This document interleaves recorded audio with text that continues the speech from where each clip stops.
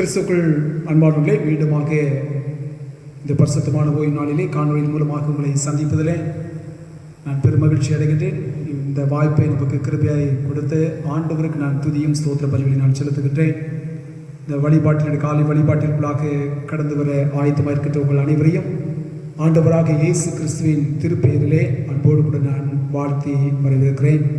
நம் அனைவரும் இந்த வழிபாட்டிலே பங்கு பெறுகின்ற பொழுது பரிசுத்த சிந்தையோடு கூட தேவ பிரசனத்தை நாம் உணர்ந்த மக்களாக இந்த வழிபாட்டில் நாம் பங்கெடுப்போம் என்று சொன்னால் இந்த வழிபாடு நமக்கு ஆசீர்வாதமாகவும் தேவனுக்கு மகிமை உள்ள ஒரு வழிபாடாக அமையும் என்பது சந்தேகங்களை அதில் ஜெப சிந்தையோடு கூட நீங்கள் அனைவரும் பங்கு பெறும்படியாக மீண்டும் ஒரு விசையாக உங்களை அன்புடன் அழைக்கின்றேன். ஜெபம் செய்வோம்.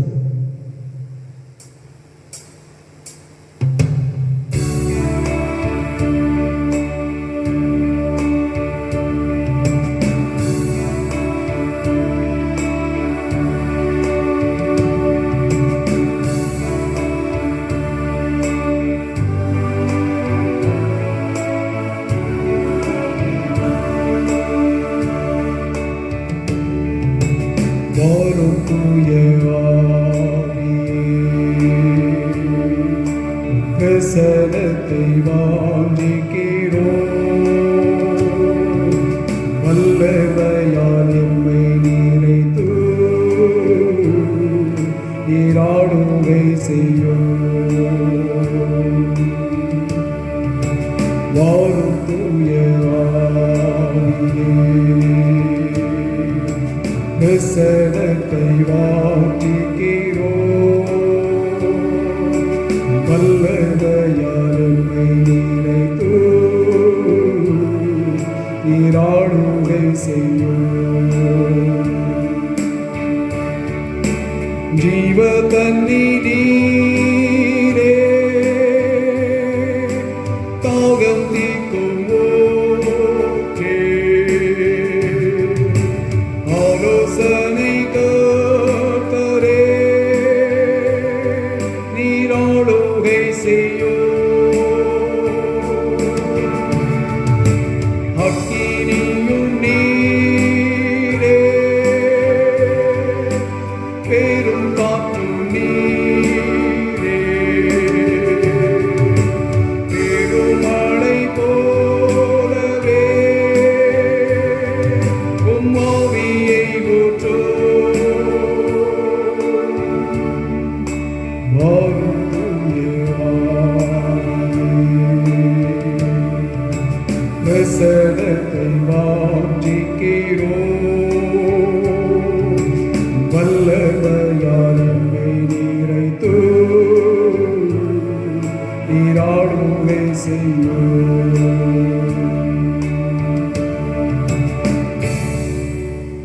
எல்லா துதிகளுக்கும் பாத்திராயிருக்கின்ற எங்கள் அன்புள்ள ஆண்டவரே, கிருபையாய் கொடுத்திருக்கிற இந்த பரிசுத்தமான ஓய்வு நாளின் பகல் பொழுதிற்காக நம்மை நன்றுடன் துதிக்கிறோம், ஸ்தோத்திரிக்கிறோம். ராஜா, உடைய பரிசுத்தமான பாதத்திலே மீண்டுமாக நாங்கள் இருக்கின்ற இடத்திலிருந்து உம்மை நோக்கி பார்க்கும்படியாகவும், ஆண்டவரே நாங்கள் உங்கள் சமூகத்திலே கடந்து வரும்படியாகவும் கர்த்தர் கொடுத்திருக்கிற பாக்கியத்திற்காக சாக்கியத்திற்காக நமக்கு நன்றி செலுத்துகிறோம். சுவாமி தகப்பனே, உம்மை நாங்கள் ஆராதிக்கின்ற பொழுது ஆவியோடும் உண்மையோடும் பரிசுத்த சிந்தையோடும் முழு இருதயத்தோடும் தகுந்த வணக்கத்தோடும் பணிவோடும் ஒரு பரிசுத்தமுள்ள நாமத்தை நாங்கள் மகிமைப்படுத்த ஆராதிக்க தொழுகை செய்ய உமது நாமத்தை உயர்த்த நீர் எங்களுக்கு உதவி செய்ய வேண்டும் என்று நாங்கள் மன்றாடுகிறோம். சுவாமி, எங்கள் யாருடைய சிந்தனைகள் எல்லாம் ஆண்டவரே உடைய சமுத்திரை பிரிவுள்ளதாய் காணப்படத்தக்கதாக கர்த்தர் ஆண்டவரே ஒருங்கிணைத்து தரும்படிக்கும் உமது சமுத்திரை ஒப்புக் கொடுத்து நாங்கள் ஜெபிக்கிறோம். துதி கன மகிமை அனைத்தையும் நாங்கள் முன் செலுத்துகிறோம். மீட்பர் இயேசு கிறிஸ்துவின் வழியாக வேண்டிக் கொடுக்கின்றோம் எங்கள் பரலோக பிதாவே, ஆமென். தேவனுடைய பரிசுத்தமுள்ள நாமத்துக்கு மகிமையுண்டாகவும் ஆராதனைக்கு ஆரம்பமாக நாம் அனைவரும் சேர்ந்து கிறிஸ்து சபை பாமாலை கீதம் 32 யாவும் சேர்ந்து பாடுவோம். பாமாலை கீதம் 32. நாம் நித்திரை செய்து விழித்தோம், நற்சுகம் பலமடைந்தோம், நாள்தோறும் தெய்வ அன்பையே உணர்ந்து ஸ்துதி செய்வோமே. பாமாலை கீதம் 32.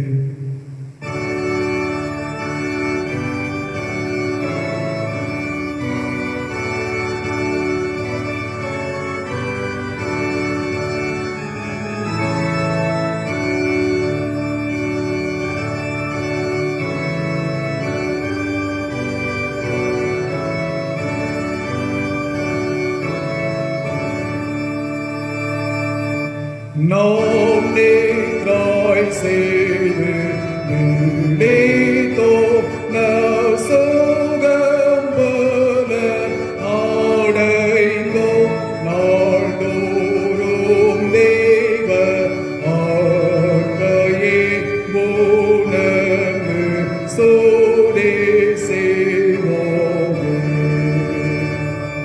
தீங்கை விலக்கி பாவத்தை மன்னித்து மோட்ச நம்பிக்கை மேன்மேலும் ஓங்க நாதனாக்கள் செய்து காக்கிறார். அன்றன்று வரும் வேலையை நாம் செய்கின்ற பணி வீடை என்றெண்ணியே ஒவ்வொன்றையோ பாடாய்ப்போம் போலியாக.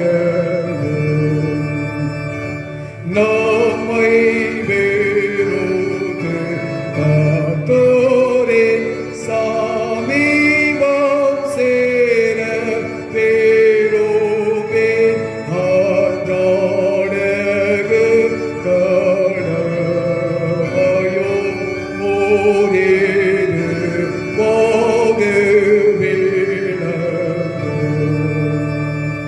ஜெவே கோவனம் ஓயவோ கர்த்தாவே போல ஏந்தேளோம் பூமண்டை நாங்கள் வாழவோம் தாவுனோம்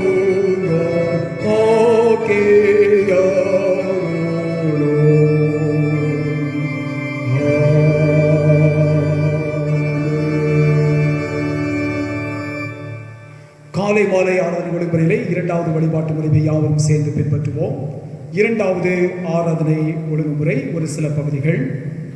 நாம் கடவுளை தொழுவோம். கடவுள் ஆவியாயிருக்கிறார். அவரை தொழுது கொள்கிறவர்கள் ஆவியோடும் உண்மையோடும் அவரை தொழுது கொள்ள வேண்டும். நம்முடைய பிதாவாகிய கடவுளாலும் கர்த்தராகிய இயேசு கிறிஸ்துவினாலும் உங்களுக்கு கிருபையும் சமாதானமும் உண்டாவதாக. இது கர்த்தர் ஒன்று பண்ணின நாள். அதை களி கூர்ந்து மகிழ கிடவோம். ஆண்டவரே, எங்கள் உதடுகளை திறந்துள்ளோம், அப்பொழுது எங்கள் வாய் உடைப்புகளை அறிவிக்கும். பிதாவுக்கும் குமாரனுக்கும் பரிசுத்த ஆவிக்கும் மகிமை உண்டாவதாக. ஆதியிலும் இப்பொழுதும் எப்பொழுதுமான சதா காலங்களிலும் மகிமை உண்டாவதாக. ஆமென். திரீக கடவுளை நாம் போற்றுவோம். எங்கள் தந்தையாம் கடவுளே, உமது வல்லமையாலும் ஞானத்தாலும் எல்லாவற்றையும் படைத்து உமது குமாரனை எங்கள் இரட்சகராக தரும்படி உலகத்தில் அன்பு கூர்ந்தீரே, உம்மை போற்றுகிறோம். குமார் நாம் கடவுளே, பாவத்தை தவிர்த்து எல்லாவற்றிலும் எங்களை போல் மனிதனாக்கி எங்கள் பாவங்களுக்காக ஒப்பு கொடுக்கப்பட்டு எங்கள் நீதிக்காக உயிர்த்தெழும்பியவரே, உம்மை போற்றுகிறோம். பரிசுத்த ஆவியானவராகிய கடவுளே, எல்லா உண்மைக்குள்ளும் எங்களை வழிநடத்தி கடவுளின் அன்பை எங்கள் நெஞ்சில் படுகின்றவரே, உம்மை போற்றுகிறோம். பிதா குமாரன் பரிசுத்த ஆவியாகிய கடவுளே, உமக்கே காலமும் எல்லா புகழும் மகிமையும் உண்டாவதாக. ஆமென். நாம் சற்று நேரம் நாம் அமைதலாக இருந்து நம்முடைய பாவங்கள், பிழைகள், குற்றங்கள், குறைவுகள் யாவற்றையும் உணர்ந்த மக்களாக தேவ சமூகத்திலே மனத்தாழ்மையோடு கூட நாம் அறிக்கை செய்வோம்.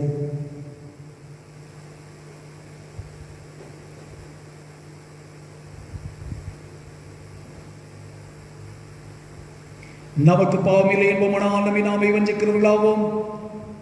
நமக்கு உண்மை இல்லை. நமது பாவங்களை அறிக்கையிட்டால் பாவங்களை நமக்கு மன்னித்து எவ்வித அநீதமும் நீங்க நம்மை சுத்திகரிப்பதற்கு அவர் நம்பத்தக்கவரும் நீதியும் உள்ளவர். நான் எடுத்து என் தகப்பனிடத்தில் போய், தகப்பனே, பரத்துக்கு விரோதமாக உமது பார்வையிலும் பாவம் செய்தேன். இனி உம்முடைய மகன் என்று சொல்லப்படுவதற்கு நான் பாத்திரன் அல்லன். உம்முடைய கூலிக்காரில் ஒருவனாக என்னை வைத்துக் கொள்ளும் என்பேன். கடவுள் ராஜ்யம் சமீபத்திருக்கிறது. மனம் திரும்பி சுவிசேஷத்தில் நம்பிக்கை வையுங்கள். நமது பலவீனங்களுக்காக பரிதவிக்க முடியாத பிரதான ஆசிரியர் நமக்கு இராமல் எல்லா விதத்திலும் நம்மை போல் சோதிக்கப்பட்டோம். பாவமில்லாத பிரதான ஆசிரியரே நமக்கு இருக்கிறார். நாம் முழங்கால் படிட்டு தேவ சமூகத்திலே நம்முடைய பாவங்களை இரண்டாவது பாவரிக்கை ஜெபத்தின் மூலமாக நாம் அறிக்கை செய்வோம். எங்கள் தந்தையாம் கடவுளே, நினைவினாலும் வார்த்தையினாலும் செய்கையினாலும் உமக்கு விரோதமாய் பாவம் செய்திருக்கிறோம். முழு மனதோடு நாங்கள் நேசிக்கவில்லை. எங்களிடத்தில் நாங்கள் அன்பு கூறுவது போல அயலாரிடத்தில் நாங்கள் அன்பு கூறவில்லை. எங்கள் மேல் இரக்கமாயிருக்கு உம்மை வேண்டிக் கொள்கிறோம். எங்கள் பாவ அழுக்கை நீக்கி எங்களை சுத்திகரியும். எங்கள் குற்றங்களை விட்டுவிட எங்களுக்கு உதவி புரியும். எங்கள் ஆண்டவர் இயேசு கிறிஸ்துவின் மூலமாய் வேண்டிக் கொள்கிறோம் பிதாவே, ஆமேன். சர்வ வல்லமை மிகுந்த இரக்கமுள்ள ஆண்டவர் மன்னிப்பையும் பாவ நிவர்த்தியும் உங்களுக்கு கட்டளையிட்டு வாழ்க்கையை சீர்படுத்துவதற்கான காலத்தையும் தமது பரிசுத்தாவின் கிருபையும் தேற்றுதலையும் தந்தல்வராக.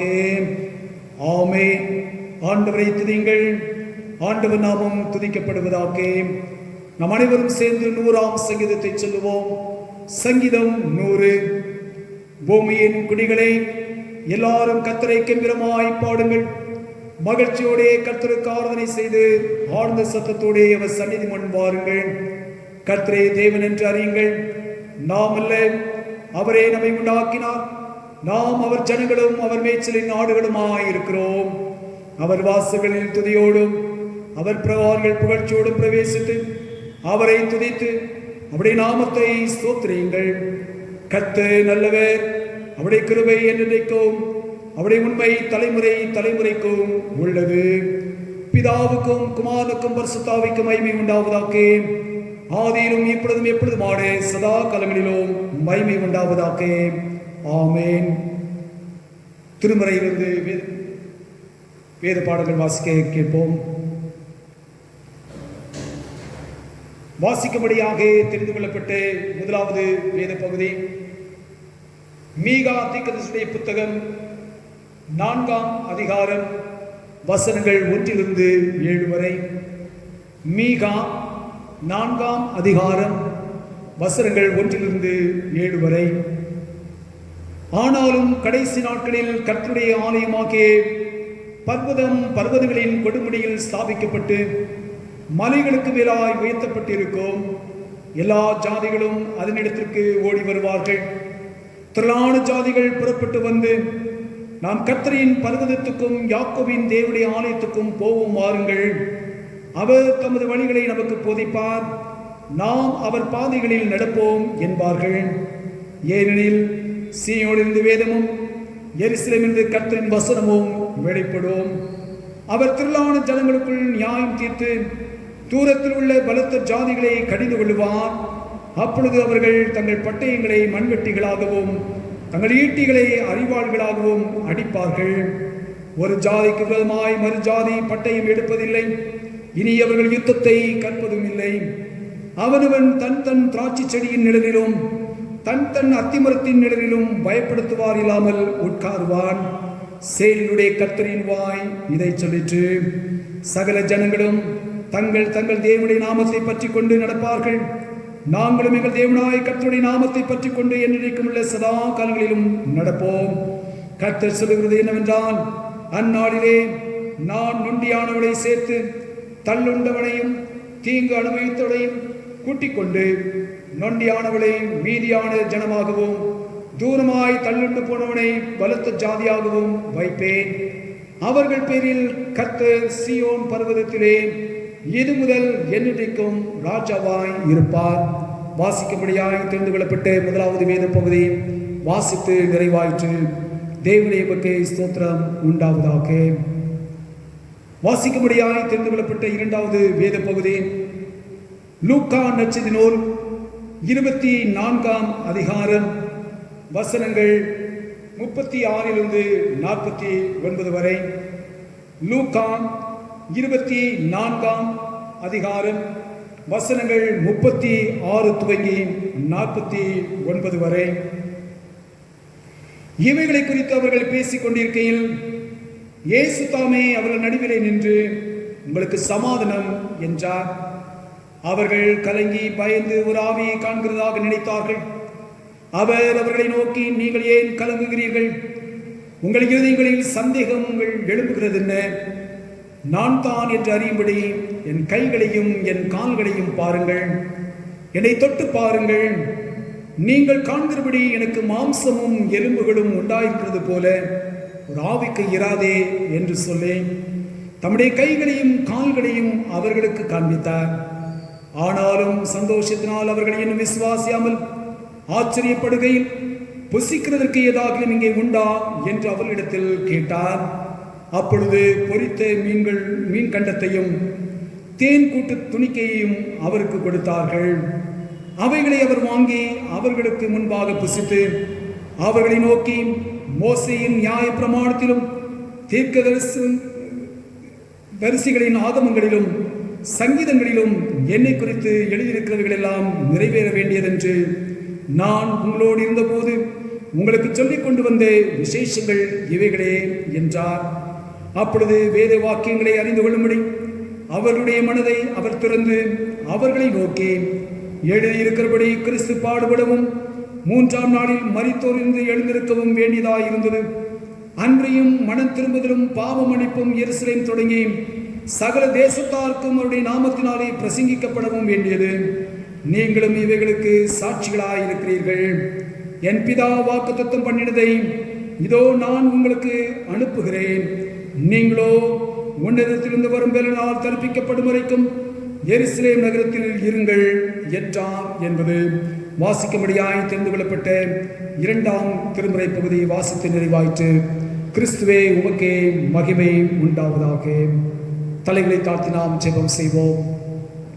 எங்கள் நேசிக்கிற எங்கள் அன்பு நிறைந்த ஆண்டவரே, கிருபையாய் கொடுக்கப்பட்ட இந்த மன நிகழ்ச்சி நாளுக்காக உமக்கு நன்றியும் துதியும் ஸ்தோத்திர பலிகளை நாங்கள் செலுத்துகின்றோம். தகப்பனே, உடைய வார்த்தைகளை நாங்கள் வாசித்தோம், எங்கள் செவிகள் கேட்டது. அவைகளை குறித்து நாங்கள் சற்று நேரம் நாங்கள் தியானிக்கின்ற வேளையில சத்திய ஆவியத்தாமே என்னோடு கூட எங்களோடு கூட இடைப்பட வேண்டும் என்று நாங்கள் மன்றாடுகிறோம். உடைய மெல்லிய சத்தத்தை நாங்கள் கேட்கவும், எங்கள் வாழ்க்கையில் எங்கள் அவைகளை அப்பியாசப்படுத்தவும் தேவரே நீர் எங்களுக்கு கிருபை பாராட்ட வேண்டும் என்று நாங்கள் மன்றாடுகிறோம். சுவாமி, எங்கள் யாருடைய சிந்தனைகளையும் ஒருமுகப்படுத்தி தாரும். அடிமையும் முழுதுமாக மறைத்து நீர் மாத்திரமே மகிமையாக வெளிப்படும் இறைமகன் இயேசு கிறிஸ்துவின் இன்ப நாமத்தில் வேண்டிக் கொள்கிறோம் எங்கள் பரலோக பிதாவே, ஆமீன். கிறிஸ்துக்குள் அன்பானவர்களே, ஆண்டவராகிய இயேசு கிறிஸ்துவின் இளைய நாமத்தில் உங்களுக்கு கிருபையும் சமாதானமும் உண்டாவதாக என்று சொல்லி உங்களை அன்போடு கூட நான் வாழ்த்துகின்றேன். மீண்டுமாக இந்த காணொலியின் மூலமாக இந்த பரிசுத்தமான ஓய்வு நாளிலே உங்களோடு கூட நான் தொடர்பு கொள்ளும்படியாக தேவன் பாராட்டின கிருபைகளுக்காக நான் மீண்டுமாக ஆண்டவரை நான் ஸ்தோத்திரிக்கிறேன். ஆண்டவருக்கு நான் நன்றி சொல்லுகின்றேன். நீங்களும் நன்றி உணர்வோடு கூட இந்த செய்திக்குள்ளாய் கடந்து செல்வோம் என்று சொன்னால் நமக்கு இது ஆசிர்வாதமான வேலையாக அமையும் என்பதில் சந்தேகமில்லை. நாளினுடைய தென்னிந்திய திருச்சபையினுடைய வழிபாட்டின் முறைமையின் அடிப்படையிலே நாம் சிந்திப்பதற்காக நமக்கு கொடுக்கப்பட்ட தலைப்பு என்னவென்று சொன்னால், அருட்பணி கிறிஸ்துவின் சமாதானத்தை பகிர்தல். அருட்பணி கிறிஸ்துவின் சமாதானத்தை பகிர்தல் என்ற தலைப்பில் நாம் சிந்திக்க நாம் அழைக்கப்பட்டதாக இருக்கிறோம். மிஷன் ஷேரிங் கிரைஸ்ட் பீஸ் என்ற தலைப்பில் நாம் சிந்திக்க நாம் அழைக்கப்பட்டதாக இருக்கின்றோம். அதற்கு ஆதரவாக நாம் வாசிக்கின்ற திருமுறை பகுதியை அடித்தளமாய் கொண்டு சில காரியத்தை நான் உங்களோடு கூட நான் பகிர்ந்து கொள்ள வேண்டும் என்று நான் விரும்புகின்றேன். முதலாவதாக மிஷன் என்று நாம் சொல்லுகின்றோமே, அருட்பணி என்று இதை தமிழிலே நாம் மொழியாக்கம் செய்கின்றோம். இன்னும் இதை தொடர்ந்து தமிழிலே அருட்தொண்டு என்று சொல்வார்கள். இறைப்பணி, இறை சேவை, இறை தொண்டு என்று பல சொற்கள் இதற்கு பயன்படுத்தப்படுகிறது என்பதை நீங்கள் நானும் அறிவோம். அவை இந்த மிஷன் அல்லது அருட்பணி என்று அழைக்கப்படுகிற இந்த சொல் எப்படி அவர்கள் கையாளப்படுகிறது என்றால், லத்தீனுடைய வினை சொல்லாகிய மிஷியோ என்ற சொல்லிலிருந்து எடுத்தாளப்படுகின்ற ஒரு சொல்லாக இருக்கிறது. அதிலிருந்து தான் மிஷன் என்ற சொல்லானது ஆங்கிலத்தில் எடுத்து கையாளப்படுகிறது. இதனுடைய பொருள் என்னவென்று சொன்னால், அனுப்பு என்பது பொருள். டு சென்ட் என்பது அதனுடைய பொருள். அனுப்பு என்று சொன்னால் இது ஒரு வினைச்சொல். இந்த வினைச்சொல்லானது நம்முடைய திருமுறையிலே பல இடங்களில் பயன்படுத்தப்பட்டிருக்கிறது. அனுப்பு என்று சொல்லுவது கர்த்தருடைய திருப்பணிகளை செய்வதற்காக, ஆண்டவருடைய தீர்க்க தரிசன பணிகளை செய்வதற்காக பழைய ஏற்பாட்டின் காலத்திலே அநேகர் அனுப்பப்பட்டார்கள். ஜனங்களுக்குள்ளாக அநேகர் அனுப்பப்பட்டார்கள். புதிய ஏற்பாட்டின் காலத்துக்குள்ளாக வருகின்ற பொழுதும் அனுப்பு என்ற சொல்லானது இன்னும் அதிகமாக அங்கே பயன்படுத்தப்பட்டிருக்கிறது. சுவிசேஷத்தை அறிவிப்பதற்காக, தேவ ராஜ்யத்தை குறித்தும் மனம் திரும்புதலை குறித்தும் மக்களுக்கு பிரசங்கிப்பதற்காக சீஷர்களை அனுப்புகின்ற அந்த பதத்தை தான் நாம் இந்த இடத்துல அழுத்தமாக நாம் பார்க்கின்றோம். அவை இந்த அனுப்பு என்று சொல்லப்படுகின்ற இந்த சொல், மிஷனுக்கு பதிலாக அனுப்பு என்று சொல்லப்படுகிற இந்த பதமானது இறைவனாலே நமக்கு திருச்சபையிலே நமக்கு அருட்பணி செய்வதற்கென்று அவர் தாமே இதை நிறுவி நமக்கு கொடுத்திருக்கிறார். இரண்டாவதாக அதை பரிசுத்தப்படுத்தி நமக்கு கொடுத்திருக்கிறார். மூன்றாவது காரியமாக அருட்தொண்டு அல்லது அருட்பணியை நாம் செய்ய வேண்டும்.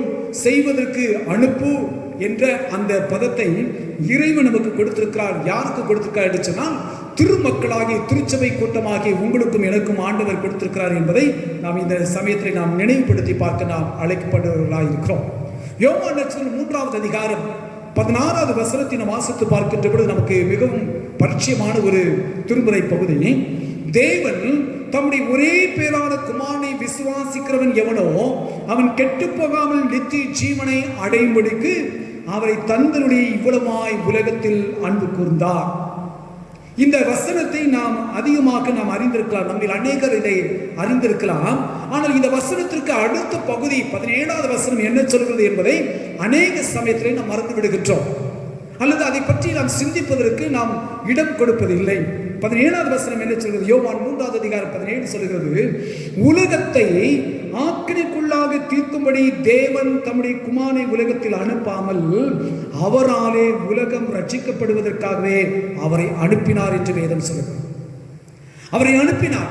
யார் அனுப்பினது? பிதாவாகிய தேவன் உலகத்தில் கிறிஸ்து தன்னுடைய குமாரனாகிய கிறிஸ்துவை உலகத்திற்கு அனுப்பினார்.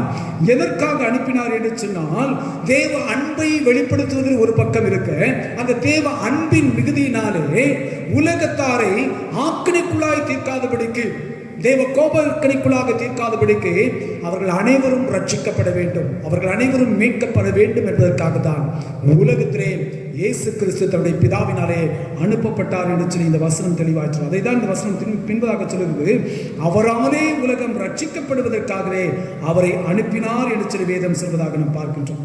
இங்கே கிறிஸ்துவை, ஆண்டவராக இயேசு கிறிஸ்துனுடைய அன்பின் மீட்பை நமக்கு கொடுப்பதற்காக, எந்த ஒரு மனிதன் தன்னுடைய வாழ்விலே ரட்சிக்கப்பட்ட அனுபவத்தோடு கூட வாழ்கின்றாரோ, எந்த ஒரு மனிதனுடைய வாழ்விலே மீட்பின் அனுபவம் இருக்கிறதோ, அந்த மனிதனுடைய வாழ்வில் தான் சமாதானம் நிலைத்திருக்கும்.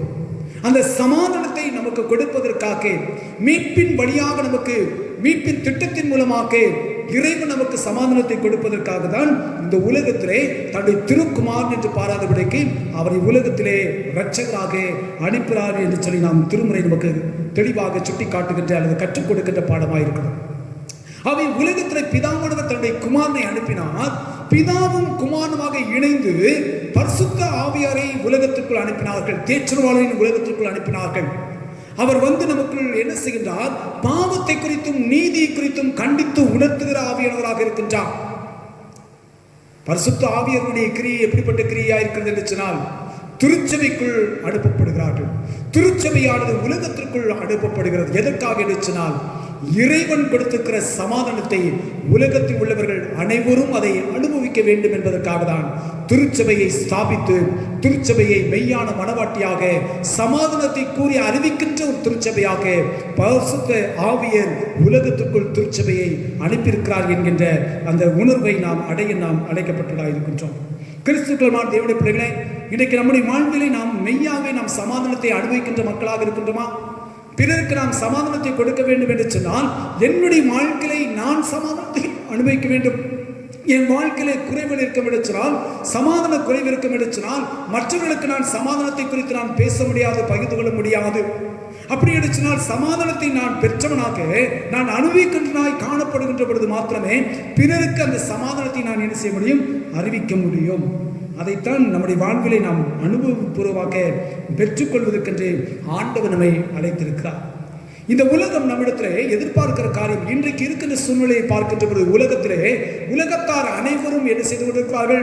சமாதானத்தை இழந்தவர்களாக, கலங்கினவர்களாக, பயத்தோடு கூட வாழ்ந்து கொண்டிருக்கிற ஒரு நிலைக்குள்ளாய், காலகட்டத்திற்குள்ளாய் நாம் கடந்து வந்து கொண்டிருப்பதை நீங்கள் நானும் அறிந்திருக்கின்றோம்.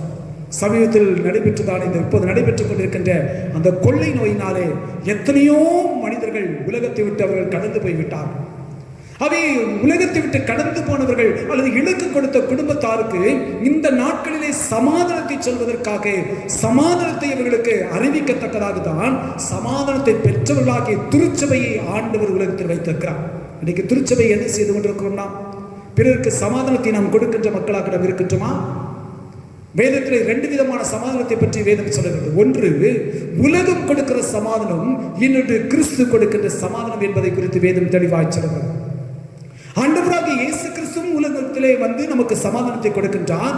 நாம் வாழ்ந்து கொண்டிருக்கிற உலகம் நமக்கு சமாதானத்தை கொடுக்கிறது. ஆனால் இரண்டுக்கும் வித்தியாசம் இருக்கத்தான் செய்யும். இயேசு கிறிஸ்துவின் வழியாக நாம் பெற்றுக்கொள்கிற சமாதானம் அது நிலைத்திருக்கிற சமாதானமாக இருக்கிறது. ஆனால் உலகம் கொடுக்கிற சமாதானமானது ஏதோ அன்றைய நிலையிலே அந்த தற்காலிகமான ஒரு சமாதானமாக இருக்கிறது. ஆனால் அது தொடர்ந்து நம்முடைய வாழ்விலே நிரந்தரமான ஒரு சமாதானத்தை கொடுக்க முடியாது. அவைத்தான் உலகத்தில் சமாதானத்தை தேடுகிறவர்களுக்கு சமாதானத்தை பகிர்ந்து கொடுக்க வேண்டும் என்பதற்காக எந்த சமாதானத்தை கிறிஸ்துவின் மூலமாய் பெற்றிருக்கிற சமாதானத்தை, கிறிஸ்துவின் சமாதானத்தை உலகத்தாருக்கு நாம் கொடுப்பதற்காகத்தான் ஆண்டவர் உலகத்தில் திருச்சபையின் மக்களாகிய உங்களையும் என்னையும் அர்ப்பணியாளர்கள் என்று சொல்லி ஆண்டவர் வைத்திருக்கிறார். மத்திய நற்செய்தி 25வது அதிகாரம் 40வது வசனத்தை நாம் வாசித்து பார்க்கின்ற பொழுது வேதம் தெளிவாய் சொல்கிறது. இறை சேவை என்றால் என்ன அல்லது அருட்பணி என்றால் என்ன என்று சொல்லி அங்கே தெளிவாக நாம் பார்க்கின்றோம். மத்திய 25:40 சொல்லுகிறது, மிகவும் சிறியவராகிய என் சகோதரான இவர்களில் ஒருவனுக்கு நீங்கள் எதை செய்தீர்களோ அதை எனக்கே செய்தீர்கள் என்று மெய்யாகவே உங்களுக்கு சொல்லுகிறேன். இந்த சிறியவர்கள் யார்? மத்திய 25வது அதிகாரம் 35வது வசனத்திலே பார்க்கின்றோம். பசி உள்ளவர்கள், தாகம் உள்ளவர்கள், அந்நியராய் இருந்தவர்கள், அதாவது புறக்கணிக்கப்பட்டவர்கள் அல்லது ஒதுக்கப்பட்டவர்கள், வஸ்திரம் இல்லாதவர்கள், காவலில் போடப்பட்டவர்கள், இப்படிப்பட்டவர்கள் தான் சிறியவர்கள் என்று சொல்லி ஆண்டவர் இங்கே சொல்கின்றார். அவை இப்படிப்பட்டவர்களுக்கு ஆகாரமும் தண்ணீரும் வஸ்திரமும் கொடுத்து அவர்களை விசாரித்து அவர்களை தன்னுடன் சேர்த்துக் கொள்வதுதான் அருட்பணி என்று சொல்லி இறைமகன் இயேசு நமக்கு கற்றுக் கொடுத்திருக்கின்ற ஒரு பாடமாக இருக்கிறது. இன்னைக்கு இப்படிப்பட்ட பணியை நாம் செய்வதற்காக இறைவன் தன்னுடைய திருக்குமாரனை உலகத்தில் நமக்கு அனுப்பியிருக்கிறார். ஒரு மாதிரியாக, நல் மாதிரியாக நமக்கு அனுப்பியிருக்கிறார். அந்த மாதிரியை நீங்களும் நானும் பின்பற்றுகிற மக்களாக இருக்கட்டுமா? நான் அந்த மாதிரியை நீங்களும் நானும் பின்பற்ற வேண்டும் என்று சொன்னால் நாம் அறிய வேண்டிய சில காரியங்கள் இருக்கிறது. ஒன்று, முதலாவதாக நாம் அறிய வேண்டிய காரியம் என்னவென்று சொன்னால், கிறிஸ்துவின் சமாதானத்தை உலகத்திற்குள் கொண்டு வந்தவர் கிறிஸ்து என்பதை நாம் தெளிவாக அறிந்திருக்க வேண்டும். நான் கிறிஸ்தவனாக இருக்கலாம், ஒருவேளை என்னுடைய வாழ்விலே பேரு கிறிஸ்தவனாக இருக்கலாம், அல்லது பாரம்பரிய கிறிஸ்தவத்தை சார்ந்தவனாக இருக்கலாம். என் குடும்பம் பாரம்பரியமாக தலைமுறையாக கிறிஸ்தவர்கள் என்று அழைக்கப்படுகிற அந்த பெயர் சூட்டப்பட்டதான நிலையில் நான் வாழ்ந்து கொண்டிருக்கலாம். ஆனால் உண்மையாக என் வாழ்க்கையிலே அல்லது நம் ஒவ்வொருடைய வாழ்க்கையிலும் கிறிஸ்துவை நாம் எவ்விதமாக நாம் புரிந்திருக்கின்றோம்? கிறிஸ்து சமாதானத்தை உலகத்திற்கு கொண்டு வந்தவர் என்பதை நாம் அறிந்திருக்கின்றோமா? கிறிஸ்து தான் உலகத்திற்குள்ளாக சமாதானத்தை கொண்டு வருகிறார் என்று சொல்லி திருமுறை நமக்கு தெளிவாய் சுட்டி காட்டுகிறது. அவரை குறித்து சொல்கிற ஒரு காரியம் என்னவென்று சொன்னால், அவருக்கு அநேக நாமங்கள் கொடுக்கப்பட்டிருக்கிறது. திருமுறை சொல்லப்பட்டிருக்கிறது. ஏசாயா தீர்க்கதரிசியுடைய புத்தகம் 9வது அதிகாரம் 6வது வசனத்தில் வாசித்து பார்க்கின்ற பொழுது சமாதான பிரபு என்று அவர் அழைக்கப்படுவதாக அங்கே அவருக்கு நாமம் கொடுக்கப்பட்டதாக அங்கே நாம் பார்க்கின்றோம். அவை சமாதானத்திலே அவர் பிரபுவாக இருக்கின்றவர். அவர் தாமே உலகத்துக்குள்ளாக சமாதானம் அற்றிருக்கிறதான இருக்கின்ற சமாதானத்தினுடைய பிரபுவாக உலகத்தில் அவர் வந்து பிறந்தார். அதைத்தான் நம் கிறிஸ்துமஸ் காலங்களிலே அதை அழகாக நாம் பாடிக்கொண்டிருக்கிறோம். சமாதானம் போதும் இயேசு கிறிஸ்து இவர்தான் இவர்தான் இவர்தான் என்று சொல்லி நாம் பாடலாக நாம் பாடிக்கொண்டிருக்கின்றோம். நாம் பாடலை பாடுகின்றோம். ஆனால் நம்முடைய வாழ்க்கையிலே அந்த சமாதான பிரபு நம்முடைய வாழ்க்கையிலே சமாதானத்தை கொடுத்திருக்கிறார் என்பதை நம்முடைய அன்றாட வாழ்க்கையிலே எவ்வளவாக நாம் அனுபவித்துக் கொண்டிருக்கின்றோம். நான் அனுபவிக்க வேண்டும் என்று சொன்னால் கிறிஸ்து சமாதான பிரபு என்பதை நான் தெளிவாக என் வாழ்விலை நான் என்ன செய்ய வேண்டும்? அறிந்திருக்க வேண்டும். இந்த சமாதான பிரபு செய்கின்ற காரியம் என்ன? ஆக்கினை தீர்ப்புக்கு தன்னை ஒப்புக் கொடுத்து சமாதானத்தை உலகத்திற்குள் கொண்டு வருகின்றார். அவர் சமாதானத்தை கொண்டு வருவது ஏதோ எளிமையாக அவர் கொண்டு வரவில்லை. உலகத்தில் சமாதானத்தை கொண்டு வருவதற்கென்று ஆக்கினை தீர்ப்புக்கென்று தன்னை பூர்ணமாக என்ன செய்கின்றார்? ஒப்புக் கொடுக்கின்றார். ஒப்பு கொடுத்தபடினாலே அந்த சமாதானத்தை உலகத்துக்குள்ளாய் அவரால் கொண்டு வர முடிந்தது. அது தேவ கோபாக்கினையினாலே அந்த கோபாக்கினையை நிறைவேற்றவே பிதா தன்னுடைய குமாரனை உலகத்திற்கு அனுப்பினார். உலகத்தார் பாவம் செய்தார்கள், கடவுளுடைய வார்த்தைகளுக்கு இசைவற்றவர்களாய் வாழ்ந்தார்கள், கீழ்ப்படியாமல் போனார்கள். அதன் நிமித்தமாக தேவ சமாதானத்தை அவர்கள் இருதயத்திலே இழந்து போனார்கள், சிந்தனைகளை இழந்து போனார்கள், வாழ்விலை இழந்து போனார்கள். அவை இந்த இழந்து போனதான இந்த நிலையிலே தேவ கோபாக்கினை வெளிப்படுகிறது. அந்த தேவ கோபாக்கினை எப்படி வெளிப்படுகிறது என்று சொன்னால், உலகத்தாரை ஆக்கினைக்குள்ளாய் தீர்க்காதபடிக்கு தன்னுடைய ஜனங்களை மீட்டு அவர்களுக்கு மீண்டும் தெய்வீக சமாதானத்தை கொடுப்பதற்காக தன்னுடைய திருக்குமாரன் என்று பாராதபடிக்கு உலகத்திலே கிறிஸ்துவை அனுப்பினார் என்று சொல்லி நாம் திருமுறையில் பார்க்கின்றோம். ஏசாயா தீர்க்கதரிசியுடைய புத்தகம் 53வது அதிகாரம் 5வது வசனத்தை நாம் வாசித்து பார்க்கின்ற பொழுது வேதம் சொல்கிறது, நம்முடைய மீட்புகள் நிமித்தம் அவர் காயப்பட்டு, நம்முடைய அக்கிரமங்களின் நிமித்தம் அவர் நொறுக்கப்பட்டார், நமக்கு சமாதானத்தை உண்டு பண்ணும் ஆக்கினை அவர் மேல் வந்தது. நம்முடைய மீட்புகள் நிமித்தம், நம்முடைய அக்கிரமங்களின் நிமித்தம் அவர் காயப்பட்டு, அவர் நொறுக்கப்பட்டு, நமக்கு சமாதானத்தை என்ன செய்திருக்கிறார்? உண்டு பண்ணியிருக்கிறார். அந்த ஆக்கினை தீர்ப்பு யார் மேல் வர வேண்டும்? உங்கள் மீதும் என் மேலும் வர வேண்டியது. அந்த ஆக்கினை தீர்ப்பை தேவன் தாமே நாம் அழிந்து போகாதபடிக்கு நாம் சமாதானத்தை மீண்டும் பெற்றுக்கொள்வதற்கென்று தன்னுடைய குமாரனுடைய தோளிலே அவர் தூக்கி சுமத்தினார். நீங்கள் அதே அதிகாரம் 53வது அதிகாரம், ஏசாயா தீர்க்கதரிசியுடைய புத்தகம் 53வது அதிகாரம் 10வது வசனங்களில் தொடர்பு நீங்கள் வாசித்து பார்த்து சொன்னார், கர்த்தரோ அவரை நொறுக்க சித்தமாக என்று சொல்லி வேதம் சொல்கிறார். அவர் நொறுக்கப்பட்டார். எதற்காக நொறுக்கப்பட்டார் என்று சொன்னால், நீங்களும் நானும் சமாதானத்தை அடைவதற்காக, இழந்து போன தெய்வீக சமாதானத்தை திரும்பவும் நாம் பெற்றுக்கொள்வதற்காகத்தான் அவர் நொறுக்கப்பட்டார். வேதம் தெளிவாய் சொல்வது, கர்த்தரோ அவரை நொறுக்க சித்தமாகி என்று சொல்லி வேதம் சொல்வது. அப்படி என்று சொன்னால், உலகத்திலே சமாதானத்தை கொண்டு வந்தவர் தன்னை தேவ கோபாக்கினைக்கென்று தன்னை பூர்ணமாக ஒப்புக் கொடுத்த இயேசு கிறிஸ்து தான் என்பதை நாம் தெளிவாக நாம் உணர நாம் அழைக்கப்பட்டவராக இருக்கின்றோம். அது மாத்திரமல்ல, ரோமர்கள் நிருபம் 3வது அதிகாரம் 25வது வசனம் 26வது வசனத்திலே பவுலடிகள் இப்படியாக சொல்கின்றார், தேவன் பொறுமையாய் இருந்த முற்காலத்தில் நடந்த பாவங்களை தாம் பொறுத்து கொண்டதை குறித்து தம்முடைய நீதியை காண்பிக்கும் பொருட்டாகவும், தாம் நீதி உள்ளவரும் இயேசுவிடத்தில் விசுவாசமாய் இருக்கிறவனை நீதிமானாக்கிறவருமாய் விளங்கும்படி இக்காலத்திலே தமது நீதியை காண்பிக்கும் பொருட்டாகவும் கிறிஸ்து இயேசுவினுடைய இரத்தத்தை பற்றும் விசுவாசத்தினாலே பலிக்கும் கிருபாதார பலியாக அவரையே ஏற்படுத்தினார். ஆகவே உலகம் சமாதானத்தை பெற்றுக்கொள்ளும்படிக்கு கிருபாதார பலியாக தம்முடைய குமாரனை பிதா ஏற்படுத்தினார். அதை குமாரன் தன் வாழ்விலே செயல்படுத்தி அவர் நிறைவேற்றி கொடுத்தார். ஆகவே தான் இதனை விசுவாசிக்கிறவர்கள் நீதிமான்களாக்கப்படுகிறார்கள். நீதிமான்கள் தான் இறைவன் கொண்டு வந்ததான சமாதானத்தை அவர்கள் என்ன செய்ய முடியும்? அனுபவிக்க முடியும். அதைத்தான் இங்கே வேதம் தெளிவாய் சொல்லுகிறது. இயேசுவிடத்தில் விசுவாசமாய் இருக்கிறவனை நீதிமானாக்கிறவருமாய் விளங்கும்படி இக்காலத்தில் தமது நீதியை காண்பிக்கும் பொருட்டாக கிறிஸ்து இயேசுவின் இரத்தத்தை பற்றும் விசுவாசத்தினாலே பலிக்கும் கிருபாதார பலியாக அவரையே ஏற்படுத்தினார். ஏன் இந்த பலி செலுத்தப்பட வேண்டும்? நீங்களும் நானும் பலி செலுத்தப்பட வேண்டிய இடத்துல நாம் செய்த அக்கிரமம், நாம் செய்ததான பிழைகள், நாம் செய்த தவறுகள், இதற்கு நீங்களும் நான் தான் தண்டனை அனுபவிக்க வேண்டும். ஆனால் அவர் என்ன செய்கிறார்? பிதா என்ன செய்கின்றார்? தன்னுடைய குமாரனையே கிருபாதார பலியாக ஏற்படுத்தினார். எதற்காக சொன்னால், இழந்து போன சமாதானத்தை மனுக்குலம் திரும்பவும் பெற்றுக்கொள்ள வேண்டும் என்பதற்காக. இன்னும் ரோமர் 5வது அதிகாரம் 1 வசனம் சொல்லுகிறது, இவ்விதமாக நாம் விசுவாசத்தினால் நீதிமான்களாக்கப்பட்டிருக்கிறபடியால் நம்முடைய கர்த்தராகிய இயேசு கிறிஸ்துவின் மூலமாய் தேவனிடத்தில் சமாதானம் பெற்றிருக்கிறோம். நாம் சமாதானத்தை பெற்றிருக்கிறோம். எப்படி? யாரிடத்திலிருந்து பெற்றிருக்கிறோம்? தேவனிடத்திலிருந்து நாம் பெற்றிருக்கிறோம். எப்படி பெறப்பட்டிருக்கிறது என்று சொன்னால், விசுவாசத்தினால் நீதிமான்களாக்கப்பட்டிருக்கிறபடியால் நம்முடைய கர்த்தராகிய இயேசு கிறிஸ்து மூலமாய். அதுதான் ரொம்பவும் மிகவும் முக்கியமாக நாம் சிந்திக்க வேண்டிய ஒரு காரணம். நாம் விசுவாசிக்கிறோம். யாரை விசுவாசிக்கிறோம்? ஆண்டவராக இயேசு கிறிஸ்து விசுவாசிக்கிறோம். எப்படி நான் விசுவாசிக்கிறேன் அல்லது எதற்காக நான் விசுவாசிக்கிறேன்? அவர் என்னை நீதிமானாக மாற்றுகிறவர் என்று சொல்லி நான் விசுவாசிக்கிறேன். அந்த விசுவாசம் என்னை நீதிமானாக மாற்றுகிறது. நீதிமானாக மாற்றுகிறபடினாலே தேவனிடத்திலிருந்து அந்த சமாதானத்தை நான் நேசிக்கிறேன். கிறிஸ்துவின் மூலமாக நான் பெற்றுக்கொள்கிறேன். அப்படியானால் கிறிஸ்து செய்த காரியம் என்ன?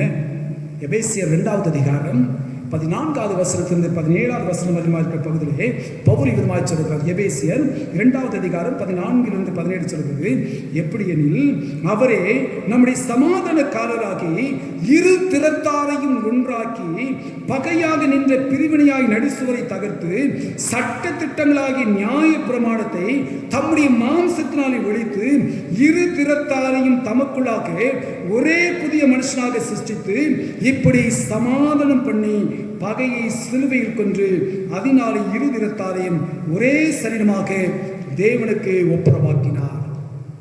அவர் நமக்கு ஒப்புரவாக்கினுடைய பணியை செய்த நிமித்தமாக தான் சமாதானம் நமக்கு கிடைக்கப்பெறுகிறது. அல்லாமலும் அவர் வந்து தூரமாய் இருந்த உங்களுக்கும் சமீபமாய் இருந்த அவர்களுக்கும் சமாதானத்தை சுவிசேஷமாக அறிவித்தார். ஒப்புரவாக்கப்படுகிறோம். இரு திறத்தாராய் காணப்பட்ட நம்மை அவருடைய திருக்குமாரனை கொண்டு சமாதானத்தை நமக்குள்ளாய் உண்டு பண்ணத்தக்கதாக, பாவ மன்னிப்பை நமக்கு கொடுக்கத்தக்கதாக, நீதிமான்களாய் நம்மை மாற்றும்படிக்கு அவர் தாமே கிருபாதார பலியாய் ஒப்பு கொடுக்கப்பட்டார். ஒப்புரவு கொடுக்கப்பட்டதன் மூலமாக நம்மை ஒப்புரவாக்குகின்றார். ஒப்புரவாக்குவதோடு மாத்திரமல்ல, அந்த சமாதானத்தை சுவிசேஷமாக அவர் என்ன செய்தாராம்? உலகத்திலே அறிவித்தார்.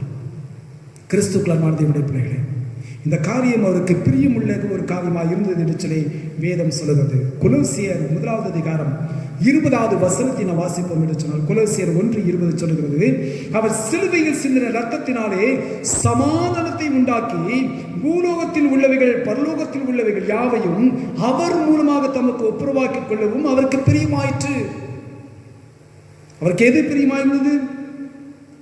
பூலோகத்தில் உள்ளவைகளும் பரலோகத்தில் உள்ளவைகள் யாவும் அவர் மூலமாக தமக்கு ஒப்புரவாக்கிக் கொள்ளவும் அவருக்கு பிரியமாயிற்று. அவை அவர் மூலமாகத்தான் நாம் சமாதானத்தை நாம் பெற்றுக் கொடுக்கிறோம். மீகா தீர்க்கதரிசி புத்தகம் 5வது அதிகாரம் 5வது வசனத்திலே பார்க்கிறோம், இவரே சமாதான காரணர் என்று சொல்லி வேதம் சொல்கிறது. இவரே சமாதானத்திற்கு காரணராக இருக்கின்றார். அது மாத்திரம் வாசி கேட்டதான அருமையான அந்த மீகா தீர்க்கதரிசி புத்தகம் 4வது அதிகாரம் 1வது வசனத்தில் 7வது வசனம் வரைவாக இருக்கிற பகுதியை நாம் வாசித்து பார்க்கின்ற பொழுது, அங்கே கலக்கம் இல்லை, அங்கே பயம் இல்லை, எல்லாரும் ஒன்றாக இணைக்கப்படுகிறார்கள். ஒரு சமாதானத்தின் வாழ்வு கிடைக்கிறது என்று சொல்லி தீர்க்கதரிசியை கொண்டு ஆண்டவர் இங்கே உரைப்பதாக நாம் பார்க்கின்றோம். யோவான் 14வது அதிகாரம் 27வது வசனம் சொல்கிறது, சமாதானத்தை உங்களுக்கு வைத்து போகிறேன், என்னுடைய சமாதானத்தை உங்களுக்கு கொடுக்கிறேன், உலகம் கொடுக்கிற பிரகாரம் நான் உங்களுக்கு கொடுக்கிறதில்லை, உங்கள் இருதயம் கலங்காமல் பயப்படாமல் இருப்பதாக. உங்கள் இருதயம் கலங்க வேண்டாம், பயப்பட வேண்டாம், சோர்ந்து போக வேண்டாம், களைத்து போக வேண்டாம், என்னுடைய சமாதானத்தை நான் உங்களுக்கு வைத்து போகிறேன். ஆண்டவர் இந்த உலகத்தை விட்டு அவர் கடந்து போகின்ற பொழுது அவர் சொன்ன காரியம், என்னுடைய சமாதானத்தை உங்களுக்கு வைத்து போகிறேன், உலகம் கொடுக்கிற வண்ணமாய் அல்ல, நான் உங்களுக்கு கொடுக்கிறேன். ஆகையினால் உங்கள் இருதயம் என்ன செய்ய வேண்டாம், கலங்க வேண்டாம், பயப்படாமல் இருப்பதாக என்று சொல்வதை குறித்து நாம் பார்க்கின்றோம். அவை இதனைத்தான் தம்முடைய சிஷ்யர்களுக்கு இயேசுடைய உயிர்த்தெழுதலின் பின்பதாக அவர் குறிப்பிடுகிறார். லூக்கா 24வது அதிகாரம் 36 இயேசு தாமே அவர்கள் நடுவில் நின்று உங்களுக்கு சமாதானம் என்றார். சிஷ்யருடைய நிலை என்ன? அவர்கள் கலங்கினவர்களாக, பயந்தவர்களாக, அவர்கள் அறைவீட்டுக்குள்ளாக அமர்ந்திருக்கிற ஒரு சூழல். அப்படிப்பட்ட சூழ்நிலை உயிர்த்தெழுதலுக்கு பின்பதாக ஆண்டவர் அவர்கள் முன்பதாய் காட்சி கொடுக்கின்ற பொழுது ஆண்டவர் சொல்கின்ற முதல் வார்த்தை, பயப்படாதீர்கள், உங்களுக்கு சமாதானம். அந்த சமாதானம் யாருடைய சமாதானம்? அவருடைய சமாதானம். சமாதான காரணாகிய இயேசு கிறிஸ்துவின் சமாதானம். அந்த சமாதானத்தை நான் உங்களுக்கு நான் நேசிக்கிறேன், வைத்து போகிறேன், நீங்கள் அதை பெற்றுக்கொள்ளுங்கள் என்று சொல்லி ஆண்டவர் சொல்கிறார். கிறிஸ்துக்கள் மாதியோட பிறகு இன்றைக்கு நாம் சமாதானத்தை பிறருக்கு நாம் சொல்ல வேண்டும் என்றால், சுவிசேஷத்தை அவர் அறிவித்தது போல, எதை சுவிசேஷமாக அறிவித்தார்? சமாதானத்தை சுவிசேஷமாக அறிவித்தாரே, அதை போல இன்றைய நாட்களிலே காலகட்டங்களிலே பயந்து கலங்கிக் கொண்டிருக்கின்ற, நடுங்கிக் கொண்டிருக்கிற மக்களிடத்திலே சமாதானத்தை, கிறிஸ்துவனுடைய சமாதானத்தை, கிறிஸ்துவின் மூலமாக தேவன் உலகத்திலே நிலைப்படுத்தி வைத்திருக்கிற சமாதானத்தை சுவிசேஷமாக அறிவிக்க நீங்களும் நானும் அழைக்கப்பட்டவர்களாக இருக்கிறோம். நாம் செய்கின்ற நம்முடைய வாழ்வில் சற்று நாம் யோசித்து பார்ப்போம். இரண்டாவது காரியமாக, இதில் நம்முடைய பொறுப்பு என்ன இருக்கிறது? நாம் எப்படிப்பட்டவர்களாக இருக்க வேண்டும்? நம்முடைய பொறுப்பு எத்தகைய விதமான பொறுப்பாக இருக்கிறது? சத்தியத்தையும் சமாதானத்தையும் நீங்கள் சிநேகிக்க வேண்டும். சத்தியத்தையும் நீங்கள் சிநேகிக்க வேண்டும், சமாதானத்தையும் சிநேகிக்க வேண்டும். சத்தியம் என்று சொன்னால் ஏது? நம் கடந்த ஞாயிற்றுக்கிழமை நமக்கு அருமையான ஒரு தலைப்பு கொடுக்கப்பட்டிருந்தது. ஆண்டவராக இயேசு கிறிஸ்து சொன்னதான, நானே வழியும் சத்தியமும் ஜீவனுமாக இருக்கு. அந்த சத்தியம் யார்? ஆண்டவராக இயேசு கிறிஸ்துவே. அவை முதலாவதாக அவருடைய சமாதானத்தை நான் என் வாழ்விலை பெற்றுக்கொண்டால் தான் பிறருக்கு நான் அறிவிக்க முடியும். அப்படி என்றால் என் வாழ்க்கையை நான் பெற்றுக்கொள்ள வேண்டும் என்று சொன்னால் சத்தியமாக்கிய கிறிஸ்துவை நான் என்ன செய்ய வேண்டும்? சிநேகிக்க வேண்டும். கிறிஸ்துவை நான் வாஞ்சையோடு கூட நான் தேடுவனாய் இருக்க வேண்டும். கிறிஸ்துவோடு கூட ஒரு நெருங்கிய உறவு கொண்டவனாக, ஐக்கியம் கொண்டவனாய் நான் வாழ வேண்டும். சத்தியத்தை முதலாவதாக நான் சிநேகிக்க வேண்டும். அந்த சத்தியம் உலகத்திற்குள் ஏற்படுத்தினதான சமாதானத்தை நான் என்ன செய்ய வேண்டும்? சிநேகிக்கிறவனாய் இருக்க வேண்டும். யோவான் 14வது அதிகாரம் 6வது வசனம் சொன்னது போல, நானே வழியும் சத்தியம் ஜீவனுமாய் இருக்கிறேன் என்று சொன்ன சத்தியமாகிய வார்த்தையாகிய கிறிஸ்து தாமே நமக்கு சமாதானத்தை கொடுத்திருக்கிறார். அவரை நான் சிநேகிப்பதன் மூலமாக அவர் கொடுக்கின்ற சமாதானத்தை நான் சிநேகிக்கிறேன் என்ற அந்த சிந்தனையை நமக்குள் வர வேண்டும். அதை நாம் நிறைவேற்ற நாம் ஆயத்தமுள்ளவராக இருக்கிறோமா? சகரியா தீர்க்கதரிசி புத்தகம் 8வது அதிகாரம் 19வது வசனம் சொல்லுகிறது, சத்தியத்தையும் சமாதானத்தையும் சிநேகிங்கள் என்று சொல்லி சேனைகளின் கர்த்தர் சொல்லுகிறார் என்று சொல்லி வேதம் சொல்லுகிறார். ஏன் நான் சிநேகிக்க வேண்டும்? இவ்வசனத்துடைய முன்பகுதியில் சொல்லப்படுகிறது, 4ஆம் மாதத்தின் உபவாசமும் 5ஆம் மாதத்தின் உபவாசமும் 7ஆம் மாதத்தின் உபவாசமும் 10ஆம் மாதத்தின் உபவாசமும் யூதா வம்சத்தாருக்கு மகிழ்ச்சியாகவும் சந்தோஷமாகவும் நல்ல பண்டிகைகளாகவும் மாறி போகும். எப்போது மாறி போகும்? சத்தியத்தை நான் முதலாவதாக சிநேகிக்க வேண்டும். அந்த சத்தியம் எனக்கு கொடுக்கின்ற சமாதானத்தை நான் சிநேகிக்க வேண்டும். இந்த ரெண்டையும் நான் சிநேகிக்கின்ற பொழுது நான் ஆசரிக்கின்றதான உபவாசங்களும் பண்டிகைகளும் எனக்கு எப்படிப்பட்டதாய் மாறும்? களிப்புள்ளதாக, சந்தோஷமுள்ளதாய் மாறும். எந்த ஒரு மனிதத்திலே எப்போது அவன் சந்தோஷப்படுவான் என்று சொன்னால் அவனுடைய இருதயத்துக்குள் பூரணமான சமாதானம் இருக்கின்ற பொழுது, அவனுடைய இருதயத்துக்குள்ளாக பூரணமான அமைதி இருக்கின்ற பொழுதுதான் அவனுடைய வாழ்விலே அந்த சந்தோஷத்தை அவனால் அனுபவிக்க முடியும். அதைத்தான் இங்கே சொல்கிறார், 4ஆம் மாதத்தின் உபவாசம், 5ஆம் மாதத்தின் உபவாசம், 7ஆம் மாதத்தின் உபவாசம், 10ஆம் மாதத்தின் உபவாசம் யூதா வம்சத்தாருக்கு மகிழ்ச்சியாகவும் சந்தோஷமாகவும் நல்ல பண்டிகைகளாகவும் மாறி போகும். அப்ப நான் ஏன் சிநேகிக்க வேண்டும் என்று சொன்னால், என்னுடைய பண்டிகை ஆசரிப்புகளும் ஓய்வு நாளின் ஆசரிப்புகளும் என் வாழ்விலே அது மகிழ்ச்சி நிறைந்ததாய் காணப்பட வேண்டும். சந்தோஷமுள்ள ஒரு பண்டிகையாய் காணப்பட வேண்டும். சந்தோஷமுள்ள ஓய்வு நாளின் ஆசரிப்பாய் காணப்பட வேண்டும் என்று சொன்னால் நான் சத்தியத்தையும் சிநேகிக்க வேண்டும். அந்த சத்தியமானது உலகத்திற்குள் கொண்டு வந்து சேர்த்ததான தேவ கோபாக்களை தன் மீதாக ஏற்றுக்கொண்டு உலகத்தாரை ஒப்புரவாக்கத்தக்கதாக மீட்பின் காரியத்தை செய்ததான கிறிஸ்துவின் வழியாய் கொண்டு வரப்பட்டதான அந்த சத்தியம் கொண்டு வந்ததான அந்த சமாதானத்தை நான் சிநேகிக்க வேண்டும். அப்படி சிநேகிக்கின்ற பொழுது நான் சந்தோஷத்தை நான் அனுபவிக்கின்றேன். அடுத்ததாக ஒருவரில் ஒருவர் சமாதானம் உள்ளவர்களாக நாம் இருக்க வேண்டும்.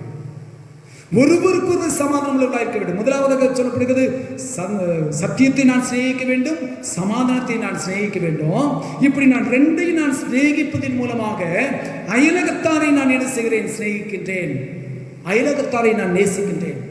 ஒருவரில் ஒருவர் சமாதானம் உள்ளவர்களாய் நாம் இருக்க வேண்டும். இன்னைக்கு நம்மளால் இருக்க முடியுதா?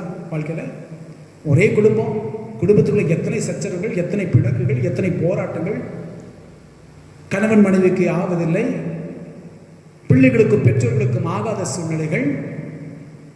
எங்கே சமாதானம் இருக்கிறது? இன்றைக்கு எத்தனை கிறிஸ்தவ குடும்பங்களில திருமணம் ஆகி உடனடியாக டைவர்ஸ் கண்டிச்சு போகிறவர்கள் எத்தனை பேர் இருக்கிறார்கள்?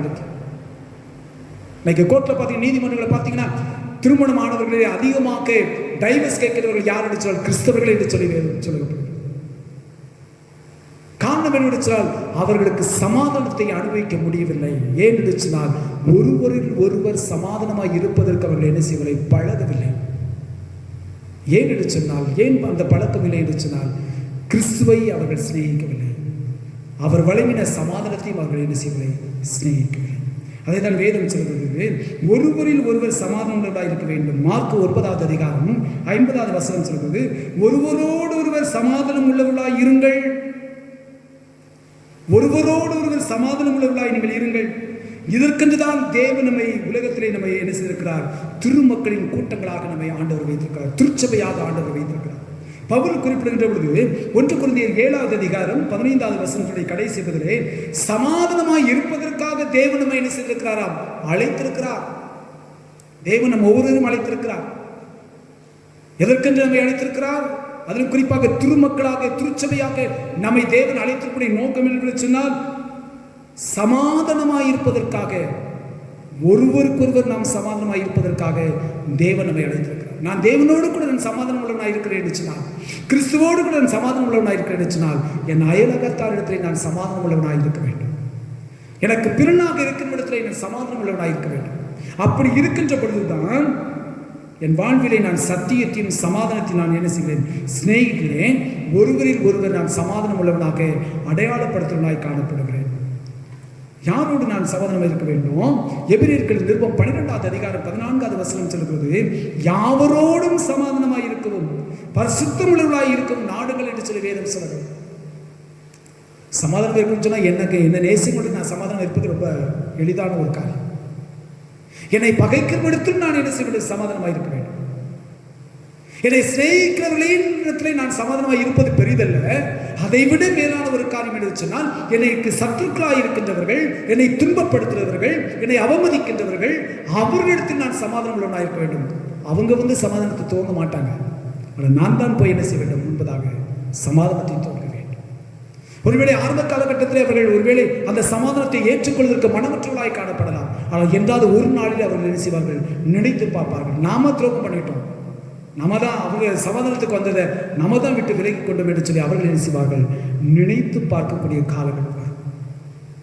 அதுதான் வேதம் சொல்கிறது, யாவரோடும் சமாதானமாக இருக்க வேண்டும். நம்மை நேசிக்கிற இடத்திலே நாம் சமாதானமாக இருப்பதோடு மாத்திரமல்ல, நம்மிடத்தில் அன்புக்குற இடத்திலே நாம் சமாதானமாக இருப்பதோடு மாத்திரமல்ல, நம்மை விரோதிக்கிற இடத்திலும் நாம் சமாதானம் இருக்க வேண்டும். அதுதான் இங்கே பொதுவாக ஒரே வார்த்தை சொல்லி விடுகிறார், யாவரோடும் சமாதானமாக என்ன செய்ய வேண்டுமா? இருக்க வேண்டும் என்று சொல்வதை நாம் பார்க்கின்றோம். அவை இந்த சமாதானத்தை சுவிசேஷமாக பிறருக்கு நாம் சொல்வதற்காகத்தான் திருமக்களினுடைய அர்ப்பணி என்று சொல்லி நாம் என்ன செய்யப்பட்டிருக்கிறோம்? அழைக்கப்பட்டிருக்கிறோம். ஏன் நான் இந்த சமாதானத்தை சொல்ல வேண்டும்? கிறிஸ்து சமாதானத்தை கூறி அறிவித்தார். நான் பிறருக்கு நான் எதற்காக சொல்ல வேண்டும் என்று சொன்னால், அவர் எனக்கு முன்மாதிரியாக வைத்து போயிருக்கிறார். எதை முன்மாதிரியாக வைத்து போயிருக்கிறார்? சமாதானத்தை சுவிசேஷமாக அறிவிப்பதை எனக்கு முன்மாதிரியாக வைத்திருக்கிறாரே, அதையும் நான் உணர்ந்தவனாக மற்றவர்களுக்கு நான் சுவிசேஷமாக சமாதானத்தை குறித்த அழுத்தத்தை நான் கொடுக்க வேண்டும். மற்றவர்களுக்கு சுவிசேஷமாகிய சமாதானத்தை நான் கொண்டு சேர்க்கிறவனாய் காணப்பட வேண்டும். அப்படி என்று சொன்னால், நான் யார் சமாதானம் மற்றவர்களாக இருக்கிறார்களோ அவரை தேடி சென்று நான் சுவிசேஷத்தை நான் அவர்களுக்கு என்ன செய்ய வேண்டும்? சொல்ல வேண்டும். எப்படிப்பட்ட சுவிசேஷம்? சமாதானமாகிய சுவிசேஷத்தை நான் அவர்களுக்கு என்ன செய்ய வேண்டும்? சொல்ல வேண்டும். இயேசுவினுடைய கட்டளை அதுதான். மத்தேயு நற்செய்தி 28வது அதிகாரம் 20வது வசனம் சொல்கிறது, நான் உங்களுக்கு கட்டளையிட்ட யாவையும் அவர்கள் கைக்கொள்ளும்படி அவர்களுக்கு உபதேசம் பண்ணுங்கள். அவர்களுக்கு உபதேசம் பண்ணுங்கள். எதை குறித்து உபதேசம் பண்ண வேண்டும்? நான் உங்களுக்கு சமாதானத்தை கொடுத்த சுவிசேஷத்தை அவர்களுக்கு உபதேசங்களாக சுவிசேஷமாக நீங்கள் அவர்களுக்கு என்ன செய்ய வேண்டும்? போதிக்க நீங்கள் அழைக்கப்பட்டீர்கள். எப்படி அறிவிக்க வேண்டும்? எபேசியர் 6வது அதிகாரம் 14வது வசனத்தில் 17வது வசனம் வரை இருக்கிற பகுதியை நீங்கள் வாசித்து பார்க்கின்ற பொழுது, சத்தியம் என்னும் கட்சியை அறையிலே கட்டிக்கொண்டு நீதி என்னும் மார்க்கவசத்தை தரித்தவர்களாய் சமாதானத்தின் சுவிசேஷத்திற்குரிய ஆயத்தம் என்னும் பாதரட்சையை கால்களில் தொடுத்தவர்களாக நாம் மற்றவர்களை சந்தித்து சமாதானத்தை கூறி அறிவிக்க நாம் அழைக்கப்படும். இன்னைக்கு இந்த படி நாம் செய்து கொண்டிருக்கிற திருமக்களாகி நீங்கள் நானும் இந்த பணியை நாம் செய்யவில்லை என்று சொன்னால், எனக்குள் நான் அந்த சமாதானத்தை நான் என்ன செய்யவில்லை? இன்னும் அனுபவிக்கவில்லை. அந்த சமாதானத்தை உலகத்துக்குள்ளாய் கொண்டு வந்ததான சத்தியமாகிய ஆண்டவராக இயேசு கிறிஸ்துவை இன்னும் நான் விசுவாசிக்கவில்லை. விசுவாசத்தில் இன்னும் நான் குறைப்பட்டவனாக இருக்கிறேன். அப்படின்னா நான் கிறிஸ்துவை நான் விசுவாசிக்கிறவனாக இருப்பேன் என்று சொன்னார், எனக்குள் கொடுக்கப்பட்ட அந்த சமாதானத்தை எனக்குள் நான் அடக்கி வைக்க முடியாதபடிக்கு பிறருக்கு அந்த சமாதானத்தை நான் என்ன செய்வேன்? பகிர்ந்து கொடுப்பேன். அதுதான் ஆண்டவர் உலகத்திலே உங்களையும் என்னையும் திருமக்களின் கூட்டங்களாக வைத்திருக்கிறார், திருச்சபையாக ஆண்டவர் வைத்திருக்கிறார். அதுதான் உலகத்திலே நீங்களும் நானும் செய்ய வேண்டிய அருட்தொண்டு, அருட்பணியாக இருக்கிறது, இறை தொண்டாக இருக்கிறது. இன்னைக்கு நீங்களும் நானும் செய்கிறோமா என்று சொல்லி நாம் யோசித்து பார்ப்போம். நாம் செய்யவில்லை என்று சொன்னால், இனி வரக்கூடிய நாட்களிலாவது இறை தொண்டினை நாம் மாற்றுவோம். எப்படிப்பட்ட இறை தொண்டு என்று சொன்னால், கிறிஸ்துவின் வழியாய் அல்லது கிறிஸ்துவின் மூலமாக பெற்றிருக்கின்ற அல்லது கிறிஸ்துவனுடைய சமாதானத்தை நாம் பிறருக்கு சுவிசேஷமாக அறிவிக்கத்தக்கதாக நம் வாழ்க்கை நடமாடுகிற நிருபங்களாக மாற வேண்டும். அப்படிப்பட்ட நிலைக்குள்ளாய் நீங்களும் நானும் கடந்து வர தேவன் தாமே நமக்கு துணை செய்வதாக. ஆமென். தலைகளை தாழ்த்தி நாம் ஜெபிப்போம். எங்கள் நேசிக்கிற எங்கள் அன்பு நிறைந்த ஆண்டவரே, நீர் கொடுத்தபடி வார்த்தைகளுக்காக நமக்கு நன்றி செலுத்துகிறோம் சுவாமி. ஆண்டவரே, நீர் எங்களுக்கு சமாதானத்தை கொண்டு வந்து கொடுத்திருக்கிறேன். ஆண்டவரே, ஆக்கினையை ஆண்டவரை நீர் தூக்கி சுமந்து சுவாமி, நீர் நொறுக்கப்பட்டு நீர் காயப்பட்டு ஆண்டவரே எங்களுக்கு சமாதானத்தை ஆண்டவரே நீர் வைத்திருக்கிறேன் சுவாமி. என் சமாதானத்தை உங்களுக்கு வைத்து போகிறேன் என்று சொன்ன தெய்வம் எங்களுக்கு சமாதானத்தையும் வைத்து போயிருக்கிற சுவாமி. அந்த சமாதானத்தை நாங்கள் சிநேகிக்கவும், உண்மை நாங்கள் சிநேகிக்கவும், சமாதானத்தை நாங்கள் அனுபவிக்கவும், அனுபவிக்கலாய் மாத்திரமல்ல பிறருக்கு சுவிசேஷமாக நாங்கள் அறிவிக்கவும் எங்களுக்கு பலன்தான். துதி கன மகிமையெல்லாம் நாங்கள் செலுத்துகிறோம் சுவாமி. இப்போ இயேசுவின் வழியாக வேண்டிக் கொள்வது எங்கள் பரலோக பிதாவே. ஆமென். தொடர்ந்து நாம் ஜெபத்தில் இருப்போம்.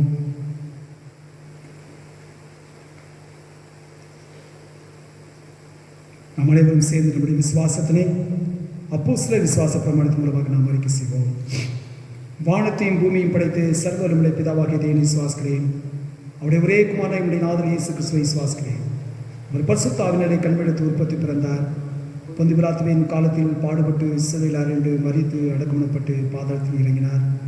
3ஆம் நாள் மரித்தோடு எழுந்தருளினார். பரமத்திற்கு ஏறி சர்வ வல்லமையுள்ள பிதாவாகிய தேவனுடைய வலது பாசத்தில் வீற்றிருக்கிறார். அவ்விடத்திலிருந்து உயிரோரும் மரித்தோரும் நியாயத்திற்கு வருவார். பரிசுத்தாய் விசுவாசிக்கிறேன். பொதுவாக பரிசவையும் பசுமுடைய ஐக்கியமும் பாவமணிப்பும் சரிவித்தும் நெத்தி ஜீவனும் உண்டு விசுவாசிக்கிறேன். ஆமென். கர்த்தர் உங்களோடு இருப்பதாக, அவர் முதாவிடம் இருப்பதாக. ஜெபம் செய்வோம். கர்த்தாவே எங்களுக்கு இறங்கும். கிறிஸ்துவே எங்களுக்கு இறங்கும்.